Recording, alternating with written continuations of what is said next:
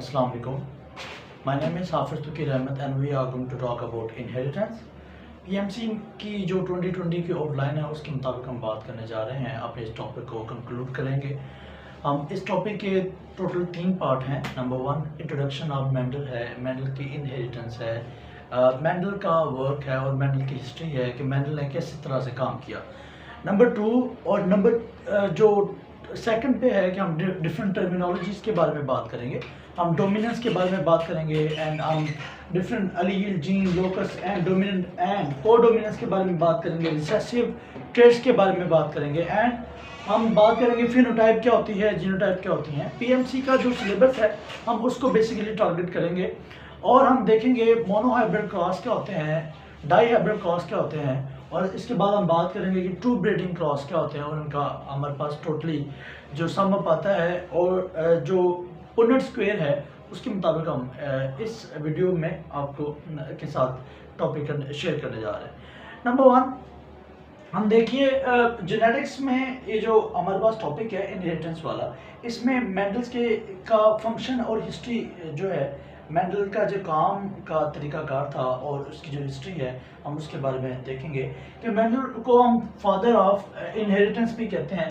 इन्होंने 19th century में अपना काम किया था जी इनहेरिटेंस के ऊपर, जेनेटिक्स के ऊपर। सबसे पहले इन्होंने काम किया था, इसलिए कब किया था 1816 में, तो हम इनको हम फादर ऑफ जेनेटिक्स कहते हैं। फादर ऑफ जेनेटिक्स कहने की वजह ये है कि इन्होंने हमें 2 लॉज दिया। एक था लॉ ऑफ सेग्रीगेशन जो आपको नजर आ रहा है एंड देन जो दूसरा है ये है लॉ ऑफ इंडिपेंडेंट असॉर्टमेंट। ये 2 लॉज देने की वजह से हम इनको फादर को मेंडल को फादर ऑफ जेनेटिक्स भी कहते हैं। इसके बाद देखिए हिस्ट्री की बात करें तो जो ग्रीगर जॉन मेंडल थे उन्होंने उनकी पैदाइश जो हुई थी वो 22 जुलाई 1822 के अंदर ऑस्ट्रिया में हुई थी। ये भी 2022 का ईयर है तो इसी तरह से हमको ये आसानी से याद रहेगा। 22 जुलाई 1822 को ऑस्ट्रिया में ये पैदा हुए और देखिए इन्होंने क्लासिकल जेनेटिक्स की बुनियाद रखी। तो ये एमसीक्यूज 2022 में जो पीएमसी के पेड टेस्ट हैं उसके अंदर एमसीक्यूज आया भी था कि जो हमारे पास मेंडल है उन्होंने कौन सी जेनेटिक्स की बुनियाद रखी थी, तो हमारे पास आ जाती है क्लासिकल जेनेटिक्स। ये क्लासिकल जेनेटिक्स में 7 एमसीक्यूज तकरीबन इंट्रोडक्शन ऑफ जो मेंडल है इसके काम का और जो हमारे पास टर्मिनोलॉजीज हैं उसके अंदर से तकरीबन 7 से 8 एमसीक्यूज मेरी नॉलेज के मुताबिक उन्होंने उठाए हैं। नंबर 2 देखिए प्रोफेशन की बात की जाए तो by profession he was a monk, as a priest के तौर पर काम कर रहे थे। देन वर्क की बात की जाए तो प्रोफेशनली वो एक बायोलॉजिस्ट बिल्कुल नहीं थे, वो बेसिकली एक मैथमेटिकल उनका बैकग्राउंड था, मैथमेटिकल उनका एजुकेशनल बैकग्राउंड था। बट उन्होंने बायोलॉजिस्ट के जो लॉ हैं जिनमें law of independent assortment and law of segregation आ जाते हैं उन्होंने वो हमें दिए हैं, इसलिए हम इन्हें फादर ऑफ जेनेटिक्स कहते हैं। एंड इनका जो काम का अरसा है तकरीबन 7 इयर्स का है और जो 1856 से लेकर 1863 के दरमियान के 7 साल बनते हैं। इन 7 सालों में उन्होंने 7 साल की मेहनत के बाद जब उन्होंने ये दोनों लॉज अपनी फाइंडिंग्स जो हैं फाइंड कर ली, लॉ बना लिए या उनको बिलीव हो गया कि मेरा वर्क जो है वो काम बताए जाने के काबिल है, तो उन्होंने सबसे पहले लेक्चर दिया 1865 में फर्स्ट ओपनली लोगों को उसके बारे में बताया। एंड देन उन्होंने 1863 के अंदर 1863 में उन्होंने पब्लिकेशंस की जिन्हें हिब्रिडाइजेशन के नाम से भी जाना जाता है। उसके बाद हम बात करते हैं डेथ। इनकी डेथ 6 जनवरी 1884 को हुई इन बर्न, ऑस्ट्रिया का शहर इनके अंदर हुई। देन आफ्टर 16 इयर्स, डेथ के 16 साल बाद इनको कोई जानता नहीं था, पहचानता नहीं था, बट 3 साइंसदानों ने जिनका नाम था जिन्होंने रीडिस्कवर किया इनका काम, यानी 16 साल तक इनकी डेथ के 16 साल तक इनको तो कोई भी नहीं जानता था कि इन्होंने क्या काम किया है। बेसिकली ये काम करके चले गए इस दुनिया से। बट इनके 3 साइंसदान थे जो 3 शागिर्द भी थे, 3 स्टूडेंट भी थे। हुगो डी वेरिस, इनका जो इनका ताल्लुक डच से था, हॉलैंड से। ये जो डी कॉन्स थे ये जर्मन थे बेसिकली। इन्होंने मेंडल के काम को क्या किया, रीडिस्कवर किया। एंड टिस्मार्क ऑस्ट्रियन साइंसदान थे बिल्कुल, जो कि इनके शागिर्द थे। इन्होंने इनके काम को दोबारा से रिवेल किया, लोगों को बताया। एंड लोगों को बताने के बाद इन तीनों के साइंसदानों के काम के बताने के बाद ये मेंडल्स जाने लगे, पहचाने जाने लगे। लोगों को पता चला कि ये जो काम किया है ये मेंडल ने किया है। देन सवाल ये आता है कि why Mendel choose P plant for work. तो मेंडल ने ये काम क्यों किया, मेंडल को सिर्फ पी प्लांट ही क्यों पसंद आए। तो पहला हमारे पास कुछ कैरेक्टर्स हैं। पहले तो जो पी प्लांट होता है, जिसका हम साइंटिफिक नेम कहते हैं पायसम सैटिवम, इसका शॉर्ट लाइफ साइकिल होता है, बिल्कुल छोटा सा, ये 3 से 4 मंथ होते हैं। इसलिए इनका जो लार्ज नंबर ऑफ जो प्लांट थे वो अवेलेबल थे, उन्होंने ग्रो करवाए थे। और तकरीबन 28,000 पी प्लांट या पी प्लांट को उन्होंने ग्रो करवाया था फॉर द एक्सपेरिमेंट। देन इसको पायसम सैटिवम को या मटर के पौधे को कहीं भी उगाया जा सकता है, इन पॉट के अंदर भी उगाया जा सकता है, गमले में, या इसके अलावा ओपन एयर यानी किसी लॉन में भी उगाया जा सकता है। ये इजीली ग्रो कर जाता है। ये नॉर्मली तौर पे सेल्फ फर्टिलाइज होते हैं या सेल्फ पोलिनेटेड होते हैं, बट इनको क्रॉस पोलिनेशन के जरिए से भी ग्रो करवाया जा सकता है। इसके अलावा इन्होंने 7 कैरेक्टरिस्टिक को स्टडी किया, जिनको हम कंट्रास्टिंग ट्रेट कहते थे। या आपकी स्क्रीन के ऊपर 7 कैरेक्टरिस्टिक का बिल्कुल एक चार्ट नजर आ रहा है, जो कि आपको ये बता रहा है कि सीड का कलर क्या, सीड की शेप क्या है, सीड का कलर क्या है, पोड की शेप क्या है, पोड का कलर क्या है। एंड इसके अलावा हमारे पास फ्लावर की जो कलर है, ये भी हमारे पास एक कंट्रास्टिंग ट्रेट था। एंड देन प्लांट की जो हाइट है, ये भी हमारे पास एक कंट्रास्टिंग ट्रेट है, जो कि डिस्क्राइब करता है कि मेंडल वाज सक्सेसफुली, मेंडल इस काबिल हो गए थे कि उन्होंने ये 7 ट्रेट के बारे में स्टडी किया डिफरेंट फिनोटिपिकली, क्योंकि जीनोटिपिकली तो वो कुछ नहीं जानते थे, ना वो जीन के बारे में जानते थे, ना वो क्रोमोसोम के बारे में जानते थे। बस उनको ये पता था फिनोटिपिकली कि ये प्लांट दूसरे प्लांट से बिल्कुल डिफरेंट है और इनका कोई भी इंटरमीडिएट नहीं होता। इससे आगे चलते हैं हम। ये तो हमारे पास थे 7 कैरेक्टरिस्टिक जो कि स्टडी किए थे मेंडल्स ने पी प्लांट के अंदर। हम जो हमारा आगे वाला टॉपिक है कि टर्मिनोलॉजीज जो कि मेंडल्स ने इस्तेमाल की हैं, मेंडल के काम के बाद डिफरेंट साइंसदानों ने डिफरेंट टर्मिनोलॉजी इस्तेमाल की हैं, हम उनको देखते हैं कि उनका मतलब क्या है। जीन क्या होती है? जीन का जो वर्ड है ये जिनोस से निकला है, ग्रीक वर्ड है जो कि जिनोस से निकला है, जिसके मायने हैं बर्थ और रेस के। तो स्ट्रक्चर एंड फंक्शनल यूनिट हम यहाँ पे लिखेंगे, स्ट्रक्चरल एंड फंक्शनल जो यूनिट होता है किसका, डीएनए का, उसे हम जीन कहते हैं। और ये निकला कहाँ से? जीनोस है। तो बेसिकली जीन ही किसी भी करेक्टर को कंट्रोल करती है। जीन के बहुत सारे फंक्शन हैं। ये किसी भी इंसान की या ऑर्गेनिज्म की फिनोटाइप और जीनोटाइप दोनों को कंट्रोल करती है। ठीक है। देन हम बात करेंगे locus, position of gene, actual position, actual location of gene on chromosome is called, क्या कहलाती है? लोकस। और लोकस बेसिकली एक फिजिकल पोजीशन होती है जो जिसके ऊपर जीन कोई मौजूद होता है। इससे अगली बात करते हैं, अलील क्या होते हैं। तो अलील का जो वर्ड है ये अलीलोन से निकला है, जिसके जो कि ग्रीक वर्ड है। ये भी एक कौन सा वर्ड है? ये हमारे पास एक ग्रीक वर्ड है जो कि जो निकला कहाँ से है? ग्रीक वर्ड है जो जिसके मायने है वन एनदर, यानी ये हमेशा 2 होंगे। अलील हमेशा क्या होंगे? 2 होंगे। या तो ये इस तरह से भी हो सकते हैं या ये इस तरह से भी हो सकते हैं। ये होमोजाइगस भी हो सकते हैं, हेटेरोजाइगस भी हो सकते हैं। आगे जाके हम बात करते हैं। और ये हमेशा एक ही लोकस पर मौजूद होते हैं। ठीक है। इससे आगे allele any of alternative form of gene, हम इसको ये भी कहते हैं it is also known as alternative form of gene. तो ये हमारे पास एक और पॉइंट आ गया कि हम अलील्स को अल्टरनेटिव फॉर्म ऑफ जीन्स भी कहते हैं। और ये सेम लोकस पर मौजूद होते हैं। इसके अलावा ये मे बी सेम और मे बी डिफरेंट, जैसे मैंने आपको बताया ये होमोलोगस भी हो सकते हैं एंड या होमोजाइगस भी हो सकते हैं, होमोजाइगस भी हो सकते हैं एंड ये हेटेरोजाइगस भी हो सकते हैं। ये दोनों इसकी कैरेक्टरिस्टिक है। इसके अलावा जो दूसरी टर्म इस्तेमाल होती है वो है डोमिनेंट। अगर हमारे पास जो किसी जीन के 2 अलील दोनों एक जैसे हैं, जिनको हम अल्फ़ाबेटिकली बड़ी ABC के अल्फ़ाबेट से ज़ाहिर करते हैं, उसे हम नाम देते हैं होमोज़ाइगस डोमिनेंट।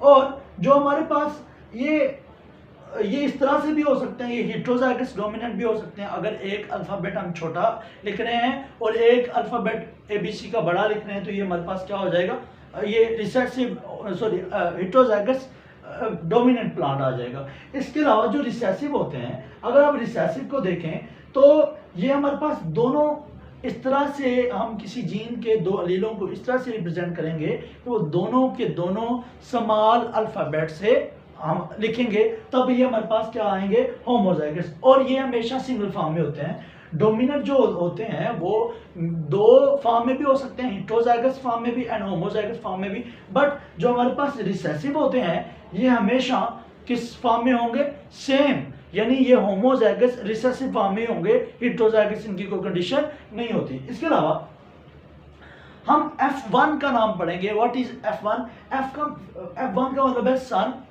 फीलियल, और फीलियल का मतलब होता है सन। सो ये फर्स्ट जनरेशन जो हमारे पास पेरेंट के क्रॉस करवाने से आती है, उसे हम F1 कहते हैं। इसी तरह से जो सेकंड जनरेशन हमारे पास आती है, उसे हम नाम देते हैं सेकंड फीलियल जनरेशन। क्या नाम देते हैं हम? सेकंड फीलियल जनरेशन का नाम देते हैं। तो ये हमारे पास थोड़ी टर्मिनोलॉजीज थी जो कि हमने पढ़नी है आगे जाके, जो कि यूज होंगी। इसके अलावा हमारे पास phenotype. What is a phenotype? Physical appearance जो होती है, अगर किसी भी शख्स की, किसी भी प्लांट की जो हमारे पास फिजिकल अपीयरेंस होती है, फिजिकल जो अपीयरेंस होती है, उसको हम नाम पर, अपीयरेंस को हम क्या नाम देते हैं, ये फिनोटाइप कहते हैं। और arrangement of gene, arrangement of genes on किसके ऊपर, क्रोमोसोम के ऊपर, हम उसको नाम देते हैं सर, हम उसको नाम देते हैं जीनोटाइप। तो जीनोटाइप क्या होती है? ये जीन्स की अरेंजमेंट होती है, ठीक है, अरेंजमेंट होती है किसके ऊपर, क्रोमोसोम के ऊपर, ठीक है। तो ये हमारे पास क्या आ जाती है, ये जीनोटाइप आ जाती है। और बेसिकली ये फिजिकल अरेंजमेंट होती है, ठीक है, ये हमारे पास क्या आ जाएगी, फिजिकल अरेंजमेंट होती है। नो, ये टॉपिक था जो कि अभी यहां तक कंप्लीट हुआ है टर्मिनोलॉजीज के हिसाब से। जीनोटाइप जो है वो हमारे पास एक पॉइंट रह गया कैरियोटाइप का। आप कैरियोटाइप को यूं समझ लीजिए कि जो कैरियोटाइप होते हैं हमारे पास, वो क्रोमोसोम की अरेंजमेंट होती है। The arrangement of chromosome is called karyotype. तो ये हमारे पास डिफरेंट टर्मिनोलॉजीज थी और थोड़ा सा बैकग्राउंड था हमारे पास किसका, इनहेरिटेंस का, यानी जॉर्ज ग्रीगर जॉन मेंडल साहब का। तो ये थोड़ा सा इंट्रोडक्शन टॉपिक है, इसके अंदर से तकरीबन पिछले साल 7 MCQs आए। अब हमारे पास डोमिनेंट की बात की है हमने, कोडोमिनेंट की भी एक वर्ड है जिसे हम लिखते हैं कि अगर हमारे पास कोडोमिनेंट में जो वर्ड है, इसका मतलब को का मतलब होता है बोथ, डोमिनेंट मीन दोनों के दोनों ही एक दूसरे के ऊपर क्या है, दोनों ही दोनों अपने करेक्टर को या फिनोटाइप को डिस्क्राइब कर रहे होते हैं। तो इस तरह की कंडीशन को हम नाम देते हैं क्या, कोडोमिनेंट। इसकी कोई जो एग्जांपल हमारे पास, अगर इसकी हम जीन की तरतीब देखें तो ये हमारे पास ए डोमिनेंट है और बी क्या है, ये कोई और जीन का अलील है। तो ये दोनों के दोनों क्या है, आपस में क्या कर रहे हैं, खुद के फिनोटाइप को शो कर रहे हैं। तो इसलिए हम इसको क्या नाम देते हैं, ये कोडोमिनेंट है। इसके हमारे पास एग्जांपल है ABO blood group system and MN blood group system. इसकी एग्जांपल हमारे पास किसकी, कोडोमिनेंट की। तो ये थोड़ा सा टर्मिनोलॉजीज थी। नो, नेक्स्ट वाला जो टॉपिक है उसके अंदर हम मेंडल साहब के वर्क को देखेंगे कि मेंडल साहब ने true breeding cross and Mendel साहब ने monohybrid cross and self cross करवाया। तो हम इनके क्रॉस को देखेंगे और हम पुन्नेट स्क्वेयर के बारे में देखेंगे, उनकी देखेंगे कि उन्होंने जीनोटाइप क्या निकाली है, फिनोटाइप क्या निकाली है, और सेल्फ फर्टिलाइजेशन करवाने के बाद हमारे पास रिजल्ट्स क्या आते हैं, और मोनोहाइब्रिड क्रॉस में डिफरेंट जो ऑर्गेनिज्म है उनकी क्रॉसिंग या हाइब्रिडाइजेशन करवाने के बाद हमारे पास रिजल्ट क्या आते हैं। तो नेक्स्ट वाला पार्ट,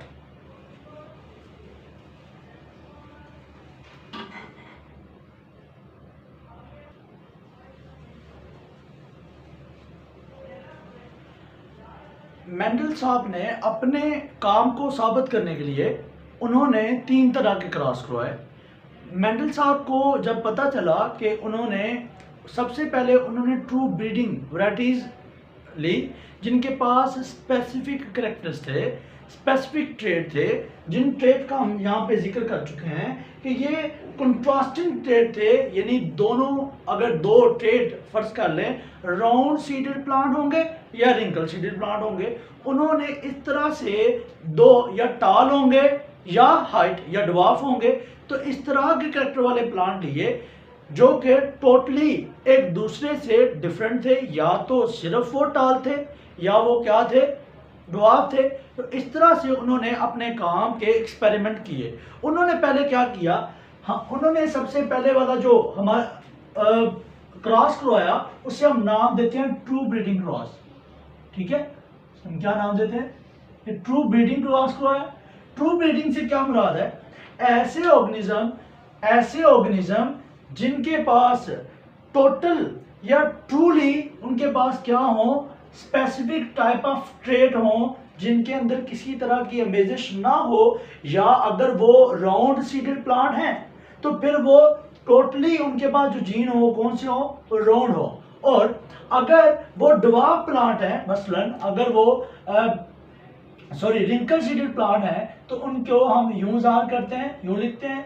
और अगर हम इनका आपस में क्रॉस करवा देंगे तो ये हमारे पास क्रॉस क्या कराएगा, ये ट्रू ब्रीडिंग क्रॉस कहलाएगा। और अगर हम इनके गैमेट्स बना दें, फर्स्ट कर ले ये हमारे पास रिंकल सीडेड प्लांट है, इनको हम इनके गैमेट्स बनाए तो ये हमारे पास इस तरह के गैमेट आएंगे। एक आएगा फादर की तरफ से और एक आएगा मदर की तरफ से। तो ये इस तरह से जो क्रॉस होता है, इस तरह का क्रॉस जो ट्रूली इस तरह के ऑर्गेनिज्म में हो कि जिनके अंदर किसी तरह का करैक्टर कोई भी कुछ भी सेम ना हो, तो इस तरह के क्रॉस को हम हम नाम देते हैं ट्रू ब्रीडिंग क्रॉस। ऐसा क्रॉस कि जिसमें, दोबारा से सुनिए, ऐसा क्रॉस कि जिसमें 100% एक पेरेंट दूसरे पेरेंट के साथ 100% मैचअप करता हो, उस तरह के क्रॉस को हम नाम देते हैं, क्या नाम देते हैं, true breeding cross. True breeding cross कराने से पहले हम क्या करते हैं, हम बनाते हैं गैमेट्स, और गैमेट्स को हमेशा हम सर्कल्स के अंदर बंद करते हैं। ये देखिए यहाँ पर भी हमने सर्कल में बंद किया, ये यहाँ पर भी हमने सर्कल में बंद किया। नाउ ये हम इसका अगर क्रॉस करवाएंगे तो हमारे पास जो जनरेशन आएगी वो हमारे पास यही वाली जनरेशन आ जाएगी, जिसे हम नाम देते हैं F1 जनरेशन। ठीक है, ये इसी तरह की जनरेशन आ जाएगी 100%, बिकॉज इनके अंदर हमारे पास, इनके अंदर अगर देखें तो सारे के सारे जो जीन्स है वो तकरीबन एक तरह के हैं। इन्हें हम नाम देते हैं F1 जनरेशन, यानी फर्स्ट फीडियल जनरेशन। इसी तरह से अगर ये गैमेट बने हैं तो हमारे पास इनकी जो जनरेशन आएगी उसे भी हम नाम देंगे फर्स्ट फीडियल जनरेशन, और वो भी किस तरह से होगी, ये हमारे पास जनरेशन आ जाएगी, इसे हम F1 के नाम से जाहिर करते हैं। राइट, समझ आ रही मेरी बात? यहाँ तक प्यारे बच्चों हम बात कर रहे हैं कि ट्रू ब्रीडिंग क्रॉस ऐसा क्रॉस होता है कि जिनमें दोनों पेरेंट्स 100% एक दूसरे सिमिलर हो, लेकिन उनसे पैदा होने वाले जो ऑफ स्प्रिंग हो वो भी 100% अपने पेरेंट की तरह हो। तो इनकी जीनोटाइप आप देख लीजिए कि इनके जो जीनोटाइप है वो भी 100% अपने पेरेंट के साथ मैचअप कर रही है।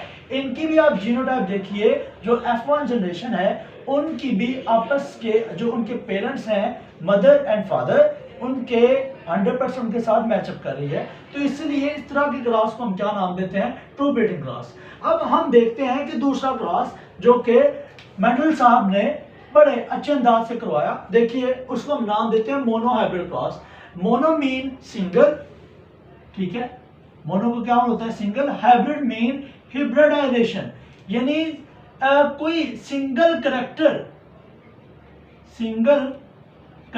के हिसाब से एक प्लांट दूसरे प्लांट से डिफरेंट होगा, सिंगल करेक्टर के हिसाब से डिफरेंस होगा किनके दरमियान, दो ऑर्गेनिज्म के दरमियान। फर्ज कर ले जैसे कि ये हमारे पास F1 जनरेशन आई है, F1 जनरेशन का ये हमारे पास जो जीनोटाइप आई है, ये कौन सी जीनोटाइप आई है, ये होमोजाइगस, देखिएगा ध्यान से, होमोजाइगस रिसेसिव ट्रेट आए हैं। जैसे कि हम पीछे पढ़ चुके हैं कि होमोजाइगस रिसेसिव क्या होते हैं, हेटेरोजाइगस रिसेसिव क्या। ये होमोजाइगस रिसेसिव आए हैं और ये हमारे पास होमोजाइगस, ये हमारे पास होमोजाइगस डोमिनेंट आए हैं।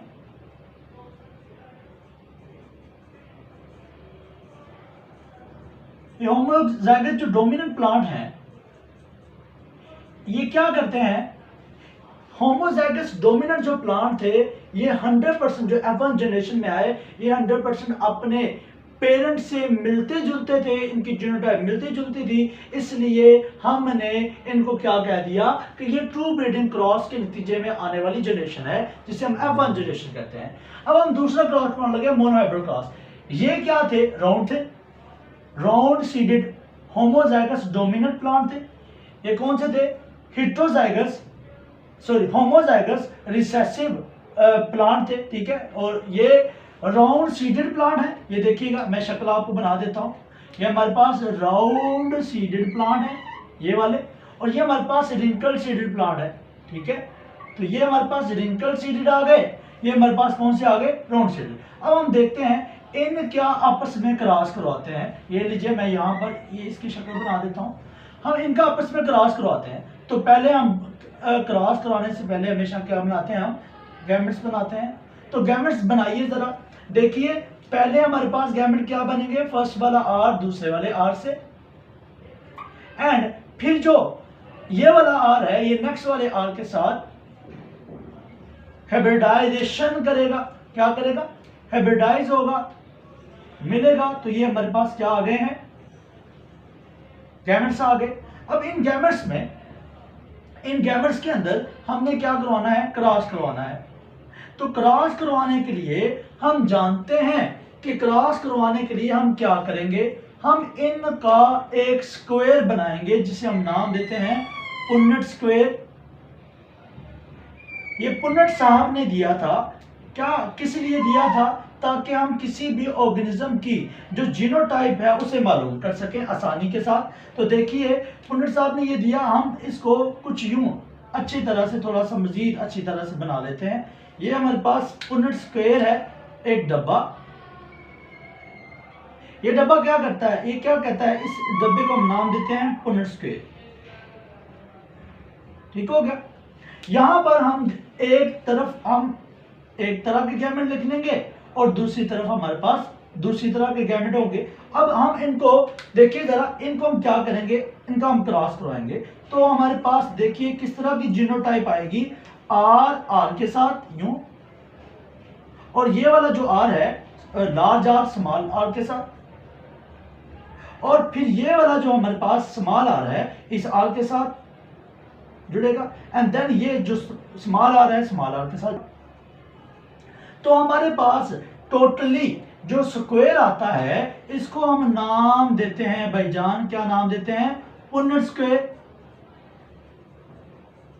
क्या नाम देते हैं, पुन्नेट स्क्वायर। और ये किसने दिया था, पुन्नेट साहब ने दिया था, जिन्होंने बहुत सारे फेडरल की बुक में लिखा हुआ है कि जिन्होंने मेंडल के वर्क पर बहुत सारे एक्सपेरिमेंट किए, उन्होंने पुन्नेट स्क्वायर दिया था कि मेंडल का काम मजीद आसानी से समझा जा सके। नाउ हम देखते हैं कि हमारे पास जो जीनोटाइप आई है वो जीनोटाइप हमारे पास आई है 1, ये होमोजाइगस डोमिनेंट थे, ठीक है। जरा गौर से देखिए, ये हमारे पास ये कौन से, ये बिल्कुल होमोजाइगस डोमिनेंट इस तरह के नहीं आए क्या, ये देखें आए हैं ना, ये होमोजाइगस डोमिनेंट आए हैं। इसको हम जरा से डॉट से शो करते हैं। और ये दोनों जो हैं ये हेटेरोजाइगस डोमिनेंट आए हैं, तो हम इसको यूं शो करते हैं। इसलिए ये हमारे पास जो आए हैं ये रिंकल आए हैं, होमोजाइगस रिसेसिव ट्रेट आए हैं, तो हमने इनको रिंकल के तौर पे शो किया है, ठीक है। तो यहां पर भी हम क्या करेंगे, ये इसी तरह से शो कर देंगे। तो देखिए हमारे पास जो फिनोटाइप आई है, फिनोटाइप ऑफ मोनोहाइब्रिड क्रॉस, ये मोनोहाइब्रिड क्रॉस की जो फिनोटाइप आई है, ठीक है, मोनोहाइब्रिड क्रॉस की जो फिनोटाइप आई है, ज़ाहरी जो शक्ल आई है वो हमारे पास, वो रेशो के एतबार से कितनी आई है, वो आई है 3:1। देखिए ये भी होमोजाइगस डोमिनेंट है, ये भी हेटेरोजाइगस डोमिनेंट है, ये भी डोमिनेंट है, तो हमारे पास क्या आएगी 3:1। इसके अलावा अगर हम इसकी जीनोटाइप की बात करें तो मोनोहाइब्रिड क्रॉस की जो जीनोटाइप आती है वो कितनी तरह की आती है, वो हमारे पास जीनोटाइप आती है। देखिए जीनोटाइप, आप जानते हैं कि जीनोटाइप क्या होती है, ये आई है, कितनी आई है सर, ये हमारे पास आई है 1:1:2:1।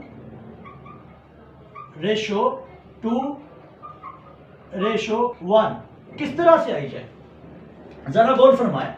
हमारे पास एक होमोजाइगस डोमिनेंट है, एक हेटेरोजाइगस डोमिनेंट है, सॉरी एक हमारे पास होमोजाइगस डोमिनेंट है, जो दूसरा है ये होमोजाइगस रिसेसिव है। तो ये दोनों की एंड वाली वैल्यू क्या है, 1:1। और इसके बाद जो जीनोटिपिकली ये दोनों एक दूसरे से बिल्कुल सिमिलर हैं, तो हमारे पास ये क्या आ गई है, रेशो आ गई है 2।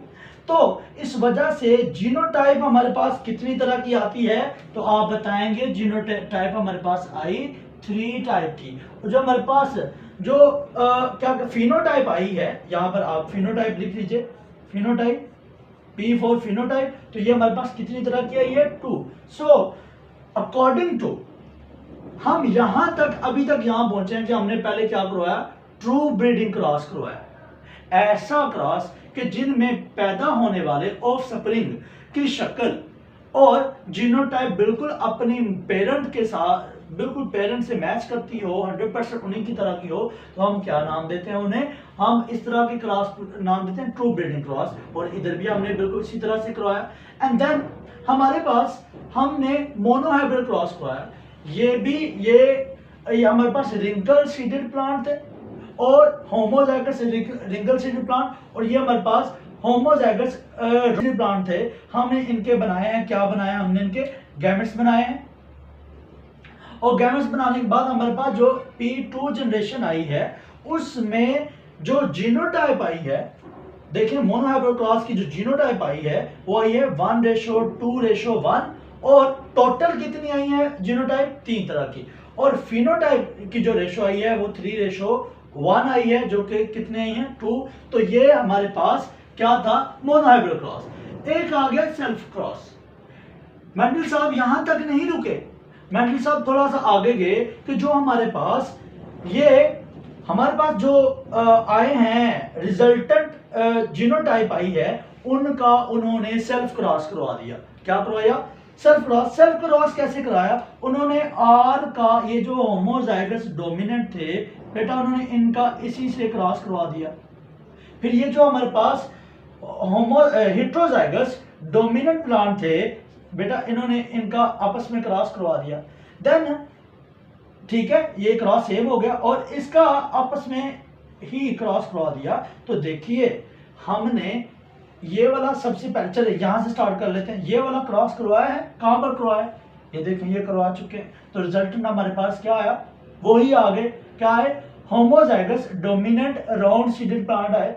इसी तरह से अगर हम इसको देखें तो ये इसका भी हम क्रॉस करवा चुके हैं। तो हमारे पास क्या है, होमोजाइगस रिसेसिव या रिंकल सीडेड प्लांट आए हैं, तो यहां पर हमने ये भी क्रॉस करवा दिया। देन ये देखिए हेटेरोजाइगस जो डोमिनेंट प्लांट है, इनका भी कहीं ना कहीं आपने पीछे क्रॉस देखा है, तो शाबाश। ये देखिए ये वाला जो हेटेरोजाइगस डोमिनेंट वाले जो हमारे पास प्लांट है, इनका भी हमने क्रॉस करवाया, तो हमारे पास रेशो क्या आई। फिर आप यूं कह सकते हैं कि इसकी रेशो हमारे पास हमेशा क्या होती है, ये जो हेटेरोजाइगस डोमिनेंट जो प्लांट होते हैं इनकी रेशो हमारे पास आती है 1:2:1। और मोनोहाइब्रिड क्रॉस की जो फिनोटाइप आती है ये हमारे पास 3:1 आती है, जो कि फिनोटाइप कहलाती है, और ये हमारे पास क्या है, जीनोटाइप कहलाती है। इंशाल्लाह इससे अगले वाले लेक्चर में हम डाइहाइब्रिड क्रॉस के बारे में बात करेंगे और मजीद एक्सपेरिमेंटल देखेंगे, और हम प्रोबेबिलिटी के बारे में बात करेंगे, हम प्रोडक्ट रूल के बारे में बात करेंगे, और मजीद जो हमारे PMC के गिवन टॉपिक्स हैं उनके बारे में बात करें।